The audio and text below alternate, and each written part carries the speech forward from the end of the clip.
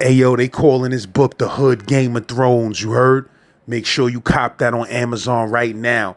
The Blood Sagas, Book 1, Blood and Loyalty. Aired out, it was mad kids, way too much for my ad-lib. Souls live through the songs. New Quran, I renew minds. Blocked, unchanged, there's some new signs. Learn how to read those. Peepholes ain't safe, B ain't.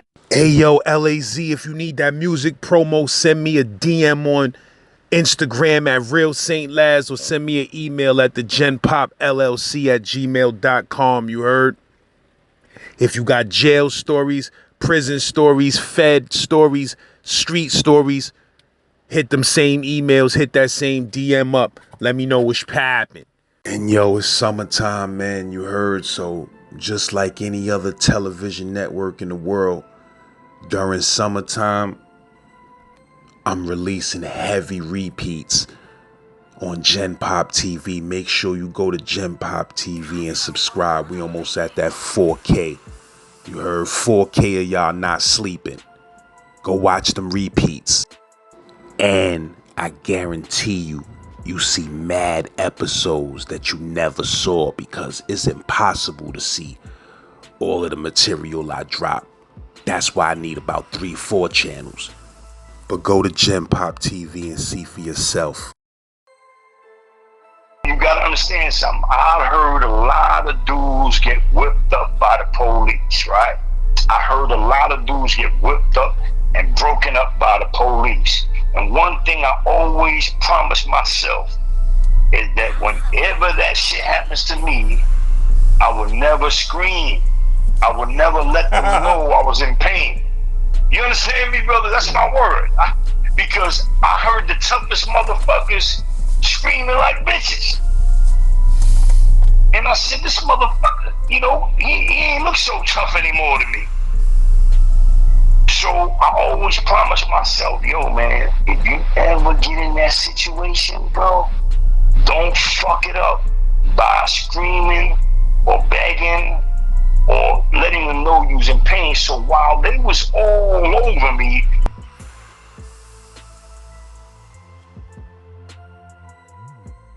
I came in the island with a phone zone. So that was a major part of my problems.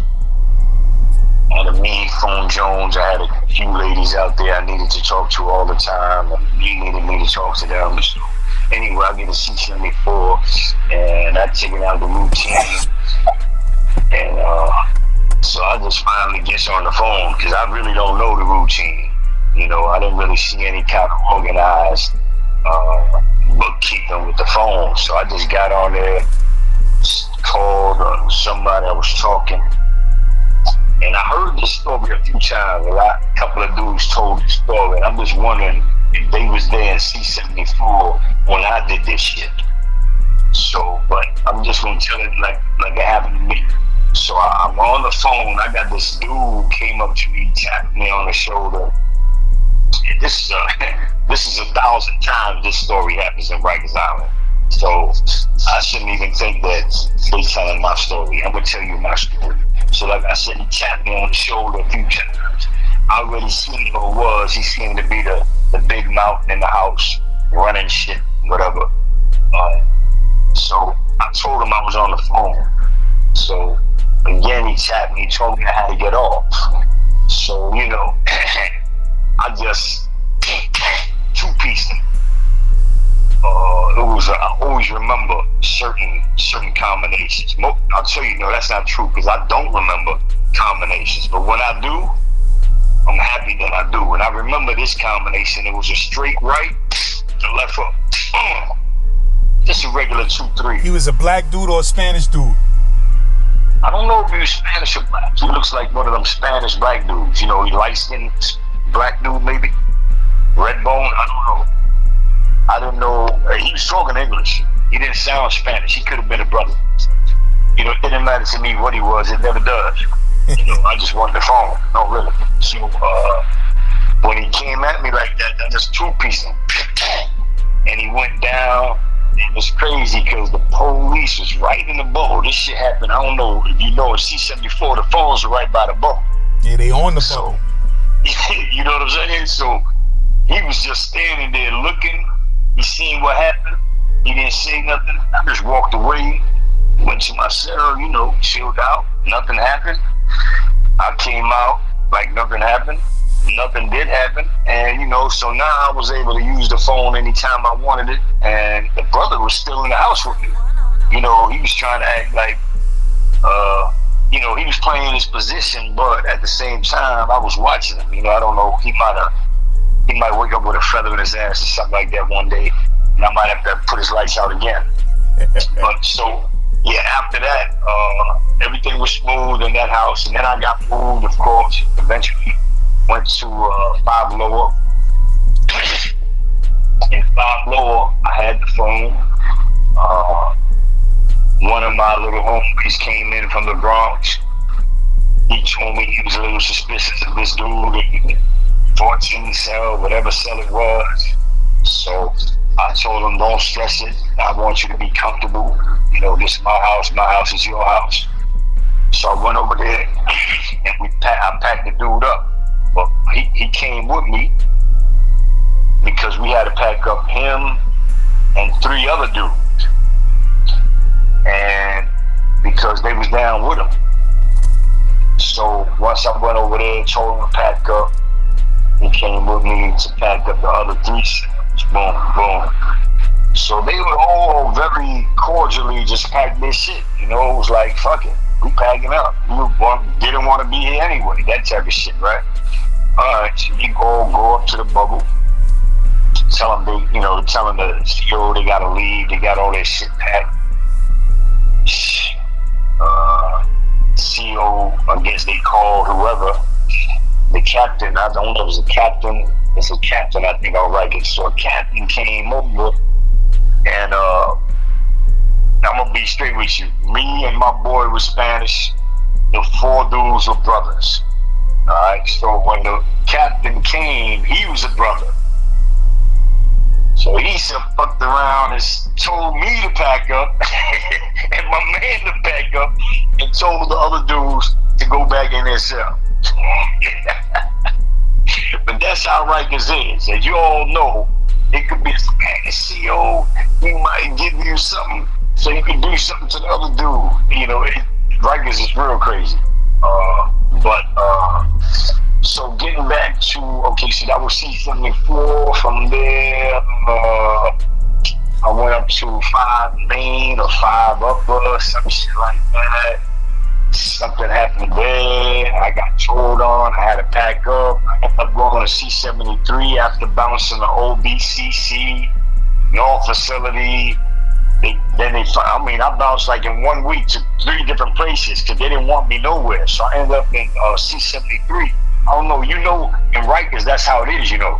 You go to a new building and they don't want you. They say, no, we don't want them. Take them back or send them somewhere else. Yeah, they'll reject your ass in the receiving room. Okay, thank you. So you know, they used to do that shit to me a lot. So I'm bouncing in one day. I could bounce at 3 different spots.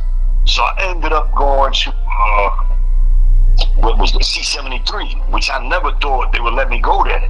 Because to me, you know, kind of C-73 was kind of sweet. You had the girls on the other side, you know. I think at that time, I just can't remember. That's what I remember. So anyway, C-73, I'm chilling out. Me and this dude was crazy about me. Dominican Cabeza, big Dominican dude, bigger than Caballo. And he had just as much heart as Caballo.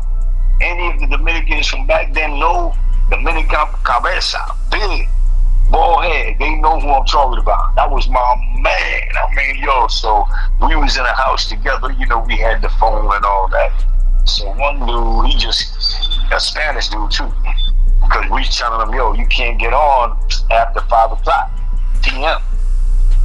So I don't know what happened, man, but he just got on the phone one day. It was about 7 o'clock in the afternoon, and he got on the phone and he pulled out a jammy, and he said, you know, he's not getting off the phone. So he's waving that thing around. Me and Cabeza, we bouncing back and forth, like, you know, because he's waving it at us. So I don't not just want to leave because he got a jammy. I don't have nothing with me, but Me, we bouncing back and forth, trying to get a little snuff in there, maybe. But the dude was pretty fast or whatever. So what happened eventually, he was screaming so loud, the riot squad came in and all that, and you already know we got packed up. I moved to another house in C73, and so when I was there, you know, it was 1992, so I was still a little, you know, still had a little contacts in the streets.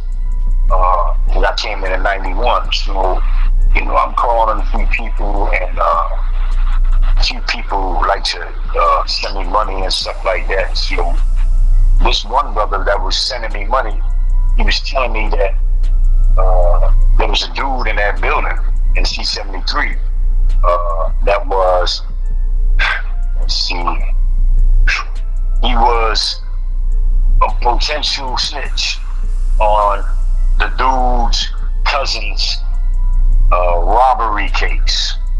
Right? So he asked me if I knew anybody that would wanna, you know, how do you say, accept some like, you know, $500, but you know, 5 bundles of dope. They were sent 5 bundles of dope to you know, cut the dude on the left side of his face. They just wanted a rip on the left side of his face. I guess that was their way of a signal to him not to, you know, not to keep telling. So, so at the time, you know, I'm real gun-ho about snitches, and you know, I still am. That's why I keep to myself, because I don't trust motherfuckers. But I'm not as gun-ho as I was. You know, I'm not a young man anymore going around looking for shit. But once he told me that, of course, I got on fire, because I couldn't stand snitches at the time anyway, and I still can't stand. So at the time, I really got angry, just him telling me that.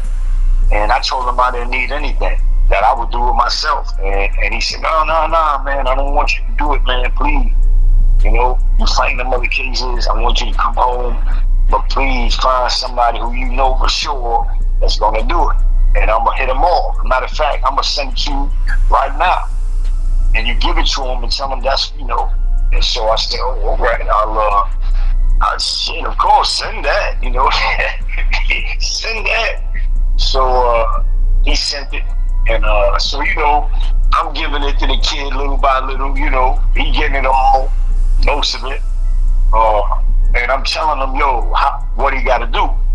I'm explaining to him how we're gonna go about it, because I already had peeped out the only way to do it, what I thought in C73, the only way to get it done and get away with it is a certain way that because he's not in our house, see. He's on the other side. The C73, it's like C74, you got the 2 corridors for 1 bubble.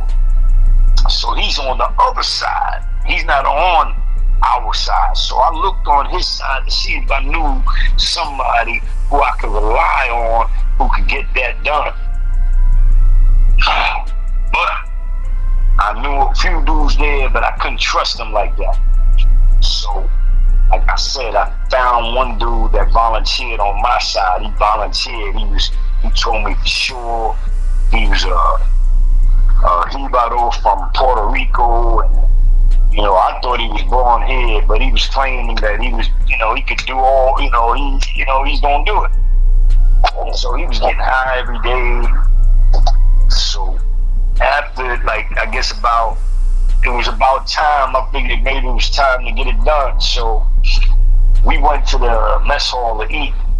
And like I said, I had already figured out that it would have to be on the way back from the mess hall, in between the corridors going into the house. That's the spot I figured was the best spot to get that done. So the brother, or he's a Spanish kid, like I told you, he was walking with me. Everything's good. He had his own piece and everything. He had a razor. He knew what he was gonna do. Smash the dude on the left side of the face one time. That's all he had to do for them 5 bundles. He agreed he was gonna do it. He was anxious to do it. I made sure. I said, "Look, man, don't tell me you're gonna do it if you're not gonna do it."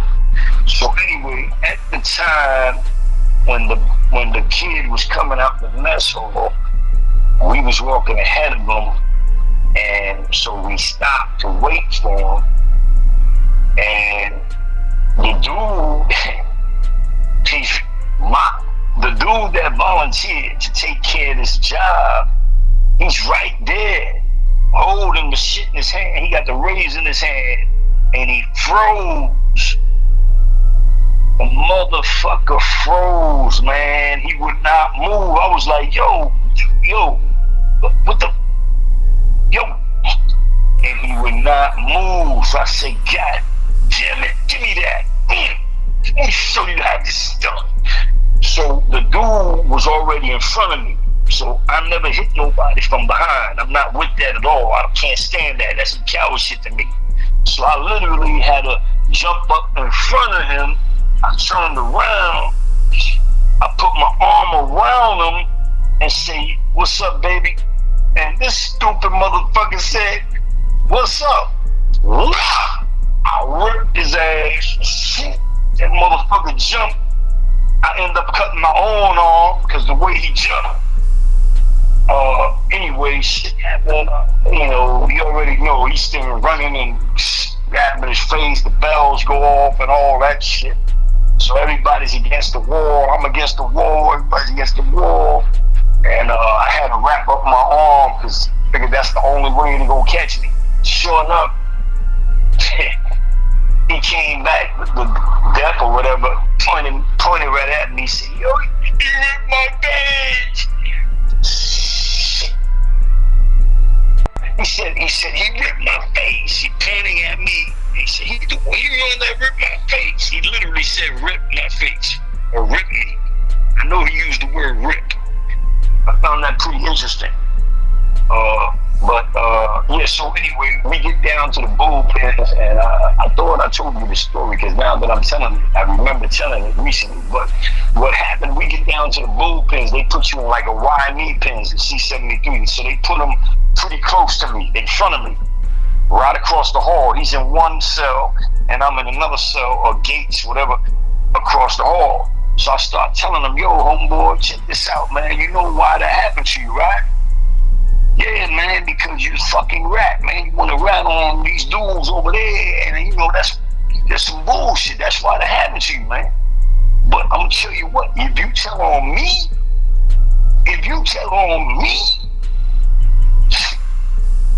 I'm not gonna tell you what I'm gonna do to you. But you better not tell on me." So after that, sure enough, he never told on the dudes about the robbery, and he never pressed charges on me. I got 90 days, and I went to HDM back to the Binge on that one. So eventually, there's more stories, but let's go to the CMC Max house, because you was asking me about that the last time.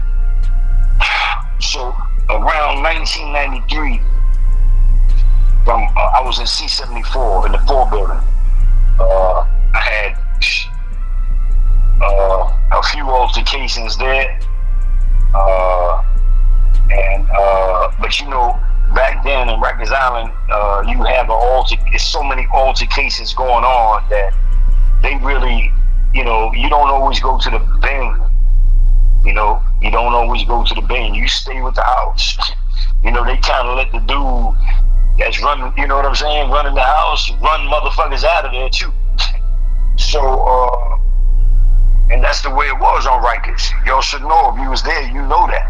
Dude got a house, he's able to run motherfuckers up out of there, and the CO don't care. They just gonna let him run the house because it's running smooth. He's running the shit smooth, dudes, So anyway, let me get back to that point. So I get to the CMC house, and of course, to me, I had seen these dudes before. Like, they come to court alone. They got motherfucking a SWAT team. They got like a truck. They're in the middle van, and it's 2 vans, one in front of them and one behind them.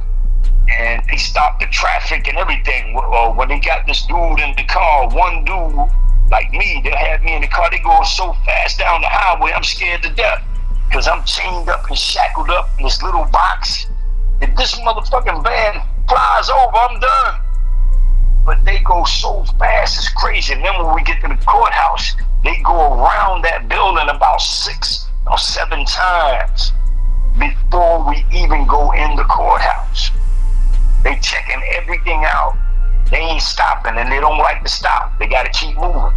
So anyway, I used to come out of that damn van feeling like I was John Gotti or something.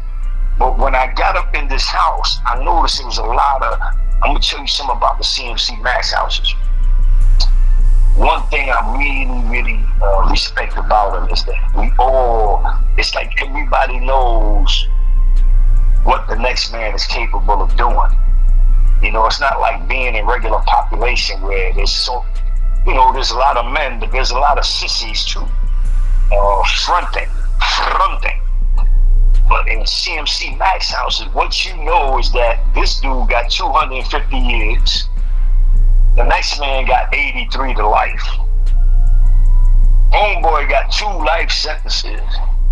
You know, so the point is that dudes are playing for keeps. So when you know that and you in that kind of atmosphere, you know, I had less fights in the CMC Max houses than I did in population. I only got into one altercation in the CMC Max houses, and that was with Tony Tuff. Tony Tuff had like 88 to life. So he was just a madman. He was out of Brooklyn. A lot of dudes know who was up Tony in there? Tuff. Who else was up in that CMC house when you got up in there? Oh shit, man. Let me see. Let me try to remember at least most of them. Let me see. I would say Deadeye McKenzie, King Blaze, but they wasn't in the same house. I'm gonna tell you some dudes I remember from the CMC houses. I can never tell you who was in, you know what I'm saying? Like all 6 of them in one house. That's never gonna happen. I can't remember that good. But I can remember the dudes I ran into in all them houses. I've been Bronx house, Brooklyn house, Queens house, Manhattan Tombs. You know, we moved around like that. C95. All right, so Tony Tuff, Randy Love, Chicky from the Boulevard, Tommy the bank robber, his co-defendant Russell Gray, the Wild Cowboys, Lenny and Nelson, the 2 leaders of the Wild Cowboys, which I'll tell you a quick story about them. See, one thing I didn't do, I never trusted Lenny. Lenny, I wouldn't let him use the phone in the Bronx house when he came through. Because to me, he was a funny looking dude, like he was a rat. To me, he was a rat. I didn't even know he was ratting at the time. But he just had that thing about him, I didn't trust him, so I didn't let him get on the phone. Cause like I said, certain dudes get on the phone and they get my ass moved out of there. So that's why I didn't let him get on the phone. But guess what? He ended up somehow still getting a message to his mother about me. He's telling his mother about Duran, don't let him use the phone. Let me see, Jughead, Supreme Team. Jughead from the Supreme Team was there. Sally Dogs, the captain of the Genovese Mafia family. Let's see, Johnny White Lincoln from Mott Haven. It's a whole, you know, it might be some more dudes, and I hope nobody gets offended. You know, my memory, you know, is definitely not the best memory. But I do remember Tony Tuff trying to scare me about the phone. You heard? He was trying to play me because I had control over the phone in the Bronx house, me and somebody else. And or maybe I had more time than him. I don't remember what it was, because in the CMC houses, I'm not going to say I had the phones, because that wasn't like that. We all had the phones. We was all men. But guess what? If I didn't want somebody to get on the phone, I'm going to pull my own moves, and they not getting on. And that was the situation with Lenny. Truth is, I guess I had control over that phone because I didn't let him use it. Now Nelson, I found Nelson to be a lot more like a gangster. I treated him with a lot more respect, you know, but they both used to hit me off heavy duty. You know, they both used to hit me off. Let me see who else. Right, so Yeah, so Tony Tuck, all of a sudden, I don't know what happened. He just want to front over the phone. So he kept going back like he gonna spit out a razor. And you know, and he's fronting like he trying, man, and I'm just staying right there, just waiting for that moment that he tries anything. So he looked into my motherfucking eyes and he changed his mind. He just said, fuck it. He said, don't do it again, or whatever the fuck. But he stopped fronting, because I was going to lay his ass out. Let me see. So, and me and Jughead was real cool, smooth brother. But what I'm trying to say about the CMC Max houses is that I'm able to tell you about them, and that's a blessing, because most of the dudes I met in the CMC Max houses, they still in prison. You just don't come out. When you CMC Max, it's a reason. When they waist chain and shackle you and escort you everywhere on Rikers Island you go to, there's a reason for that. It's because you might try to escape, because guess what? You got about 100 years to do.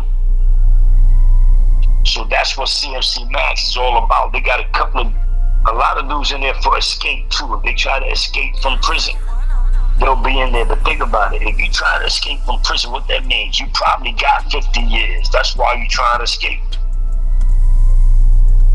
So anyway, like I said, man, it was nothing but respect in there. Me and Randy was real tight. I like to tell you about the time Randy was on the HDM boxing team, and I was on the C74 boxing team.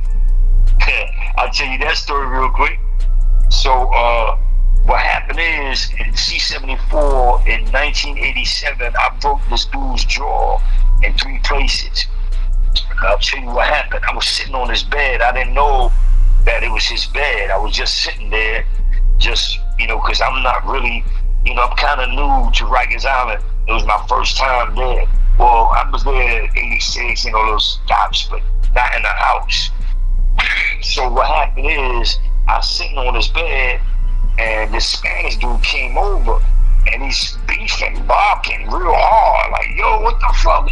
He's trying to talk English, you know, and what the fuck is wrong with you? You see that, you know, all this other shit. I'm like, yo, man, yo, check it out, man. I didn't notice your bed, man. So I started getting up, but he's still coming at me. I'm getting off. I'm off the bed, but he's still coming over, beefing. So as soon as he got in arm's distance, in my range, I just cut loose. Caught him with a nice one left hook is all it took. Caught him with that left hook. He didn't fall down. He was going in slow motion, and he was sitting down on another bed in slow motion. Now he was all right sitting down on somebody else's bed, but he see slow motion. He sat down on the bed and grabbed his jaw and just was thinking real hard, like, what the hell was that? So, and he just, big globs of blood was coming out of his mouth, just big balls. So I knew he was damaged for real. But so what happened is, them COs, they remember me from '87. So after I knocked that other dude out in Tulane or whatever, you know, they started scheming. So I was in I think it was 5 lower at the time. They came over there, like 2 COs, real cool, one Spanish, one black brother, telling me they got a boxing team in C74, and they would like me to come down and spar with a dude named Panama, because he might be on my level, blah, blah, blah. That they remember me. I didn't know, I had no idea they had it, you know, I had no idea they knew me like that.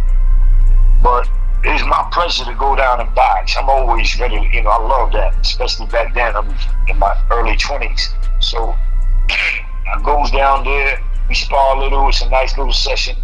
So we end up going to fight in C74. In HDM. So C74 versus HDM. We are the visiting team. So you already know that's mad pressure, because HDM, yo, everybody knows that's like the top spot on Rikers Island, you know, as far as gangsters, you know, most gangsters are in HDM. That's the way the psychology was back then. I don't know how the HDM ain't there no more. But so like I said, once we get there, of course, we already got two disadvantages. HDM is supposed to be tougher than C-74, and we in their house. So anyway, I end up coaching the dude that Randy Love is gonna fight, because I was working with him in C-74. I think his name is Bevo. I can't be sure what his name is, but I know he was down with Moloch. I seen you had Moloch on your page there from Coney Island. Yeah. This was his little man. You know his name, like Bevo or something like that? I forgot his name. I know he's a Puerto Rican kid, short. Bevo. I can't remember for sure, but that's Moloch's little partner. Anyway, I trained him, so he was fighting Randy Love. And they going at it. Going at it. Yo, this shit is crazy, man. 3 rounds.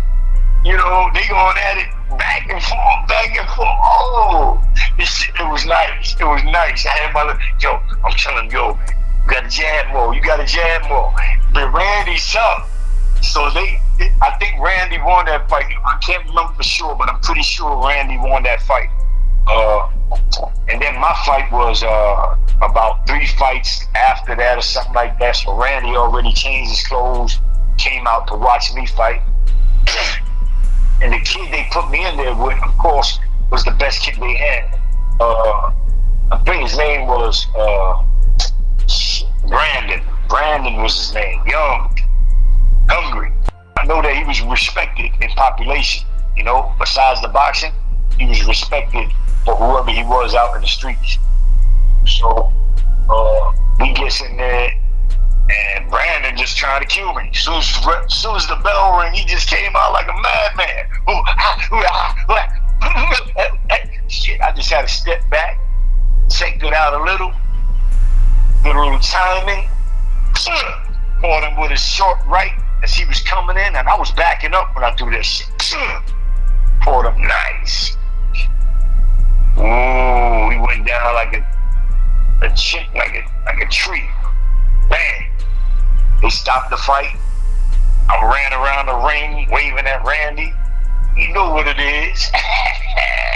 Randy gave me that look like, whoa. So anyway, after that, me and Randy, we became really, really good friends. I got a lot of stories about Randy. If I get in touch with him and ask him if he'll let me talk about him.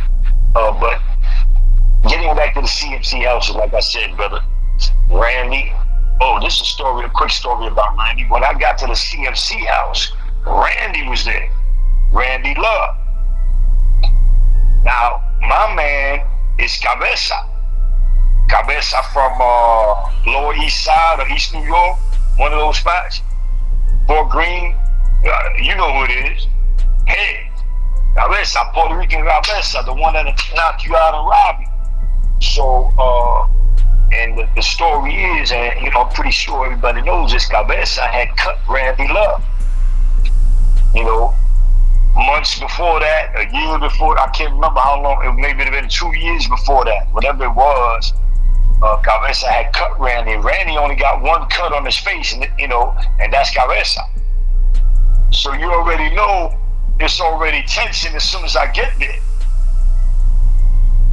I don't know how to, you know, what to expect with Randy. Randy might know Cabeza's my man. I'm calling. Listen, Cabeza's hitting me off from New York, sending me money.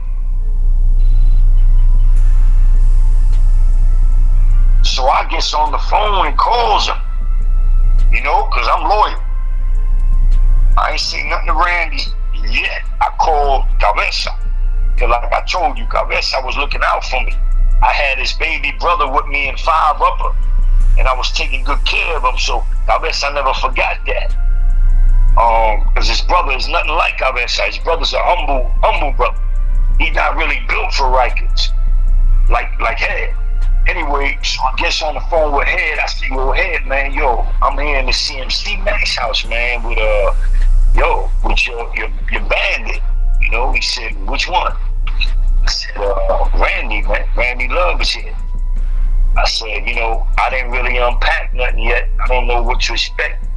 But, you know, you tell me, man, what you want to do. You know, talk to me. This, you know, that's your beef. Or you let me know how you want to handle this. And I read something, man, he's such a classy brother. He told me, yo, man, that beef is between me and Randy, man. I don't want you to do nothing like that, man. Nah, don't do that, man, because that shit ain't gonna be right. It's between me and him. Leave that alone. I'm already won. I won. I'm, you know what I look like telling you to do something to him. I'm the one that hit him. I'm up already, you know. What I advise you to do is, since you in that little house, it's only like 7 of y'all, 8 of y'all, you know, you can't be living with that tension, man. I advise you, man, go ahead and tell him who you is and see how y'all, you know, what the feeling, what the vibe is. So I said, all right, my brother, you know, I'm chilling. By the way, can you send me something? Yo, I got you. All right, so I go back to my cell, I unpack a little, most of my stuff, you know, I still have a bag that's ready to go if I have to go in a hurry. So I goes over there and I steps in Randy's cell. I goes in his cell. You know, first I asked him, can I come in? Because we're very respectful CMC houses. He says, yeah, what's up, brother? I said, yo, man, check it out, man. I don't know, you know, if you know, man, but, you know, Cabeza, that's my man, you know. You know, I'm Duran. He said, I know who you are. I remember you on the boxing team. I said, yeah, man.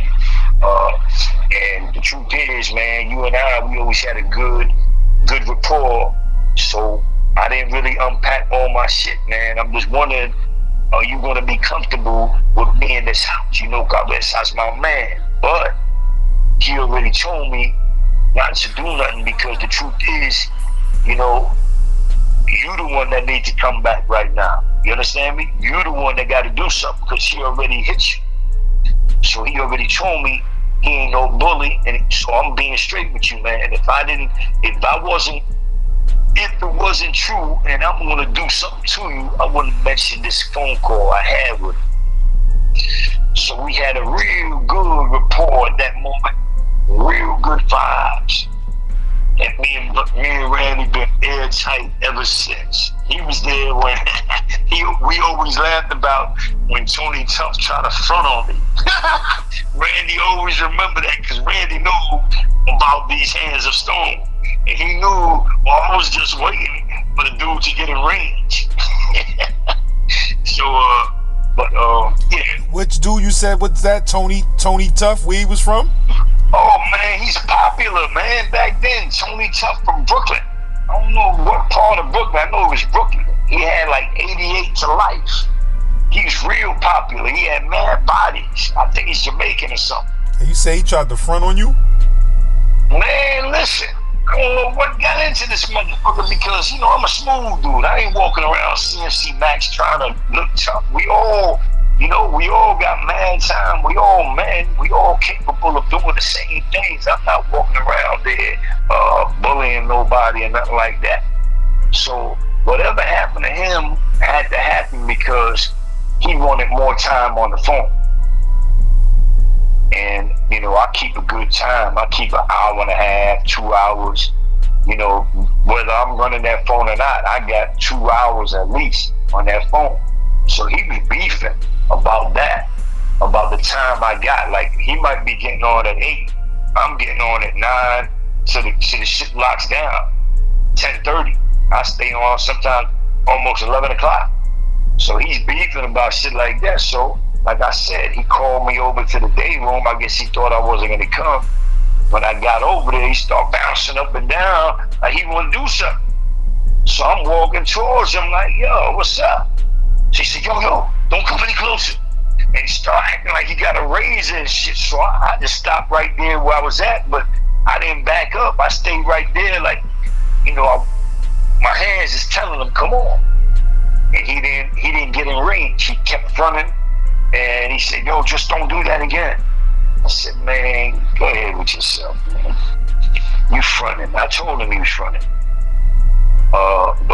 And that was 1993. That was before I moved. I forgot where I went from there. But the CMC Max's houses, look, tell you one thing, man, them Riot Squad dudes, them captains, they look like the Ninja Turtles. Them dudes are very, very respectful, man. They be calling me Mister. Very respectful. That's my word. And guess what? I'm in there for allegedly ripping the police.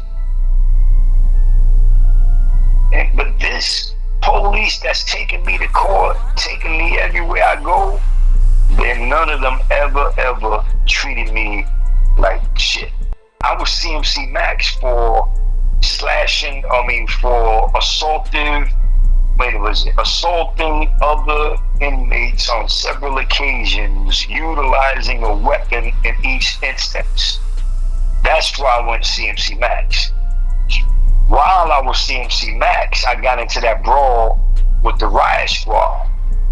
Now, I don't remember telling you, man, how that brawl ended. You sure I told you that I said I can't breathe? I know you told me that you got it on with them dudes, and a captain was like, that's enough.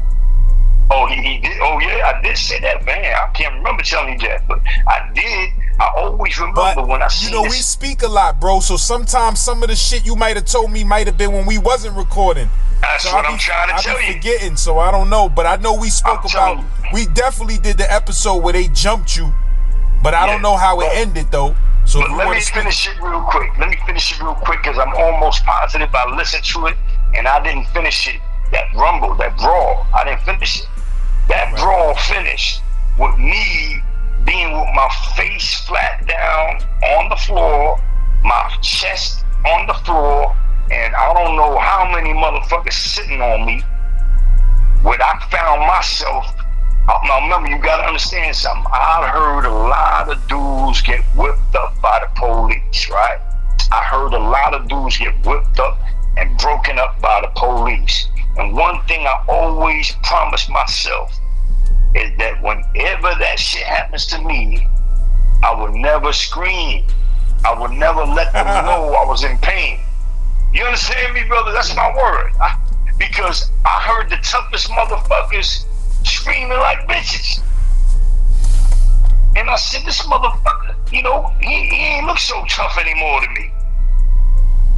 So I always promise myself, yo, man, if you ever get in that situation, bro, don't fuck it up by screaming or begging or letting them know you was in pain. So while they was all over me, they was twisting my feet, twisting my arm, twisting my neck, trying to make me scream. Because they want motherfuckers to hear you screaming so you could be scared of them. That's the game.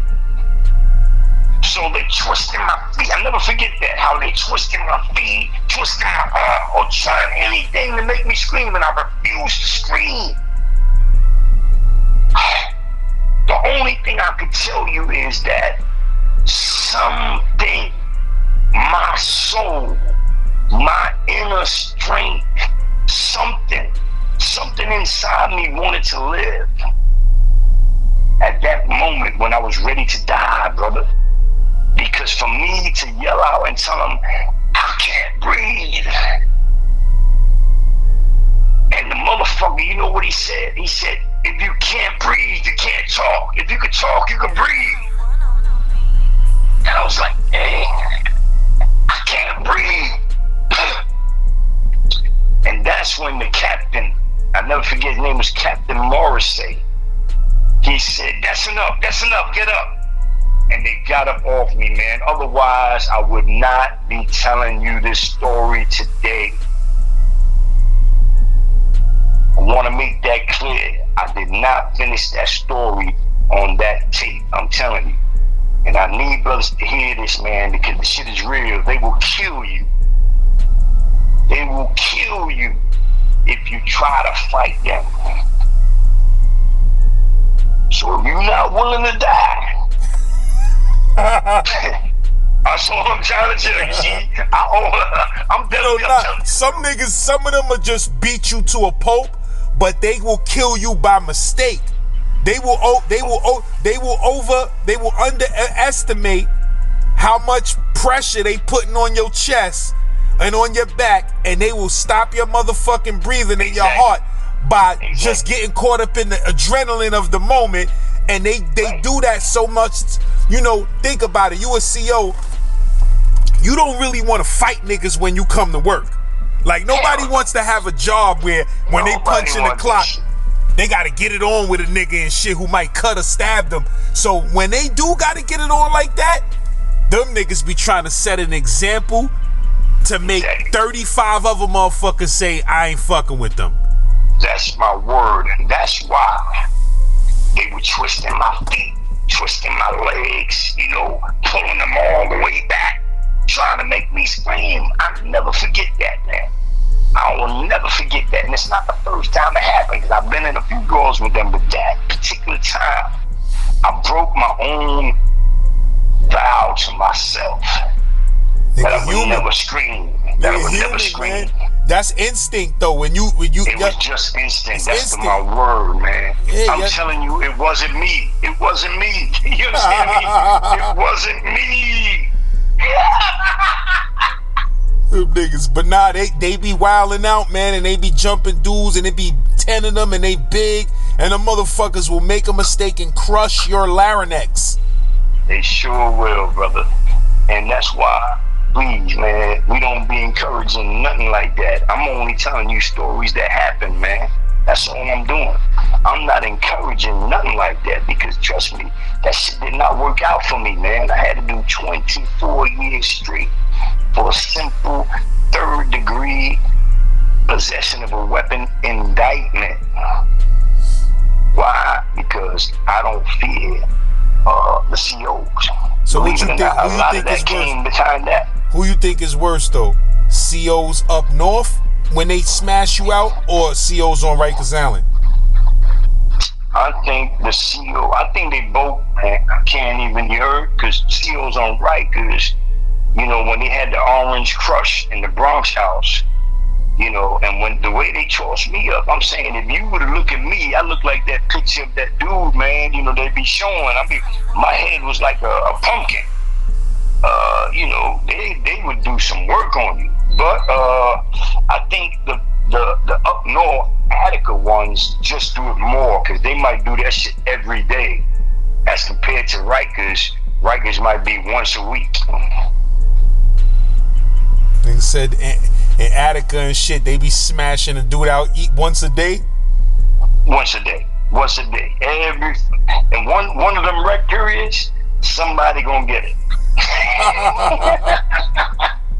It's fucked up, man. You know what's the worst part about it? Is walking over them gloves, walking over them boots, and just knowing, man, I can't do nothing about this shit, you know, because nobody's gonna get down with me. That whole line you walking with, you might have one brother down with you, but it's like 15 police with sticks on your way back to the crib, you know, on your way back to the cell. There's 15 police with sticks. Even if you got one brother with you, what's gonna happen? Listen, man. And them niggas can't wait to bust somebody upside their head with one of them sticks. They don't give a fuck. And you know what the thing about Attica police was? They like to knock your teeth out. That was like they were real famous for knocking your teeth out. That's why dudes didn't want to fuck with them. And nigga ain't trying to get his jibs knocked out, man. Right. Dudes didn't mind the black eye, bruised rib. You know, they don't mind that shit. Broken leg, no problem. Just don't knock my teeth out. So I'm telling you, they set that rep. That's why always when that dude, what's his name, Whack 100 talked that shit about, he would knock any dude over 50's teeth out. A dude over 50, he would just smack their teeth out of them. I mean, listen, if them police in Attica couldn't do it, it was not gonna happen. So that's, I'm gonna tell you, man, they was very famous. Would they be for that. hitting niggas with Very the famous. They be hitting people in the mouth with the stick? I don't know what kick. I think mostly they do it with kicking. Yeah, because I heard they be doing that shit. Who said that? That was you that said that on the episode where you was like, I ain't just ain't want them niggas to kick my teeth out.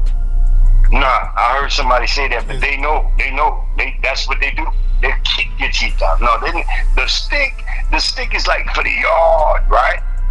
And, you know, basically to get you down if they have to. But once you down, brother, they like to put their hands and feet on you. They want to feel that fire. They want to feel that victim, you know? They want to hear them scream. Especially the kicking. Dudes get their teeth kicked out on a regular. That shit right there turned me into a murderer. You kick my teeth out, that shit, I don't know, man. I might just lose all hope for coming home and all of that.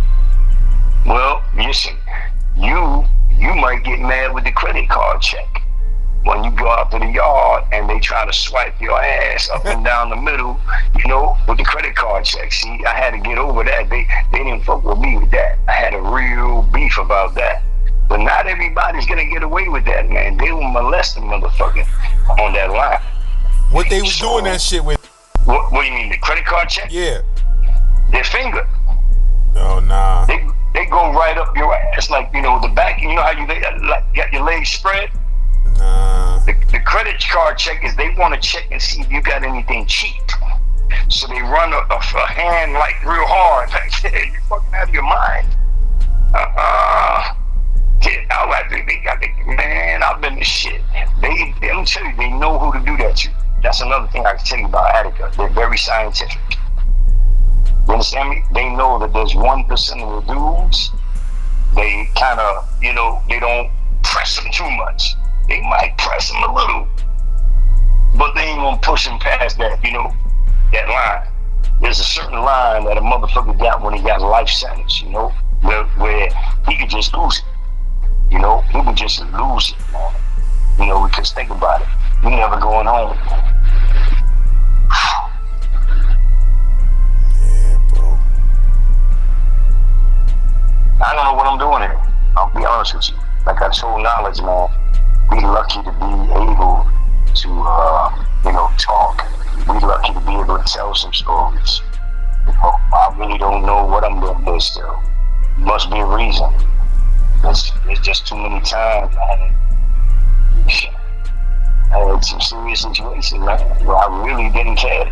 I mean, even recently, man, you know, it don't matter. I kind of go in, I kind of go backwards, man. I don't know what it is. When it's something in your DNA. It's something in your fabric. It's something in your past. It's a trauma that it can be triggered. You know what I mean? There's certain triggers that you have. We all have them. We can control most of them, and then one or two of them we have no control over. That's a fact. And we might have, you know what I mean? You want to try to have control over those. Don't just keep accepting that you can't control them. Work on controlling them.